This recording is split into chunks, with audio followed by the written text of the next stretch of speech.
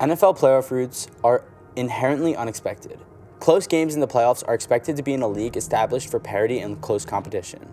However, as we've seen in the first few days of the NFL playoffs, this is not always the case.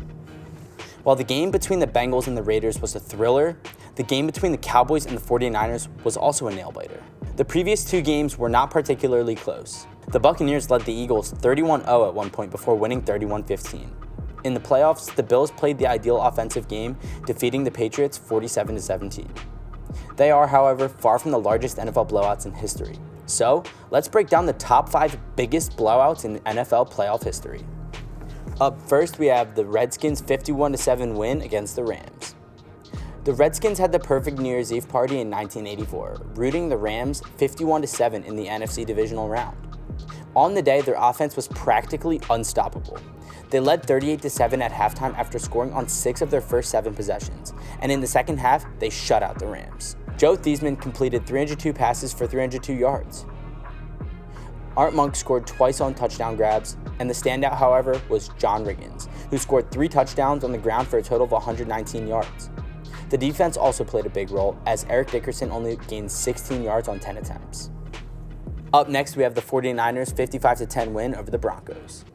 This was no ordinary NFL playoff blowout. It was a Super Bowl blowout. This is still the most lopsided Super Bowl result of all time. The Joe Montana-Jerry Rice connection took flight in Super Bowl XXIV. Montana completed 297 passes for 297 yards and 5 touchdowns.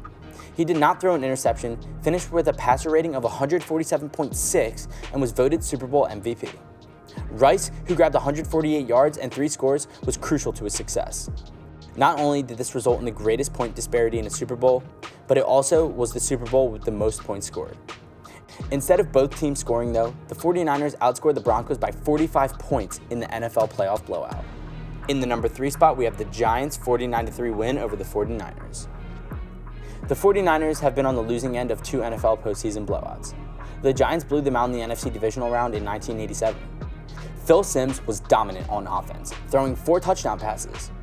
Joe Morris also ran for 159 yards and 2 scores to lead their ground game. But it was the Giants' defense that really stood out in this contest. They held the 49ers' offense, led by Joe Montana and Jerry Rice, to only 189 yards and 9 first downs. Rice fumbled when he was clean through early in the game, and Montana was intercepted twice before being replaced. In the number 2 spot, we have the Buffalo Bills' 51-3 win against the Raiders. The Buffalo Bills dominated the Patriots this past Sunday, but their biggest playoff win came on a much wider scale. Defense was at its best, and it was the main cause for this NFL playoff thrashing. They stifled the run game, limiting Marcus Allen to just 26 yards on 10 carries. Raiders quarterbacks Jay Schroeder and Vince Evans combined to complete 15 of 39 passes for 176 yards and 6 interceptions, one of which was returned for a touchdown. The Bills led 41-3 at halftime, only to slow the second half that could save this from becoming the largest NFL playoff blowout of all time. And finally, in the number 1 spot, we have the Jacksonville Jaguars' 62-7 win against the Miami Dolphins. The Jaguars hold the record for the largest NFL playoff blowout, defeating the Dolphins 62-7 in the AFC divisional game. The Jaguars were so at ease that they played both quarterbacks, starter Mark Brunell and backup Jay Fielder. Both quarterbacks threw for 2 touchdowns. The running game was very effective. Fred Taylor rushed for 135 yards and a touchdown, and also caught a touchdown pass. Chris Howard had 54 yards and a touchdown on the ground, while James Stewart had 62 yards and a touchdown on the ground. Almost everything that could have gone wrong for the Miami Dolphins went wrong.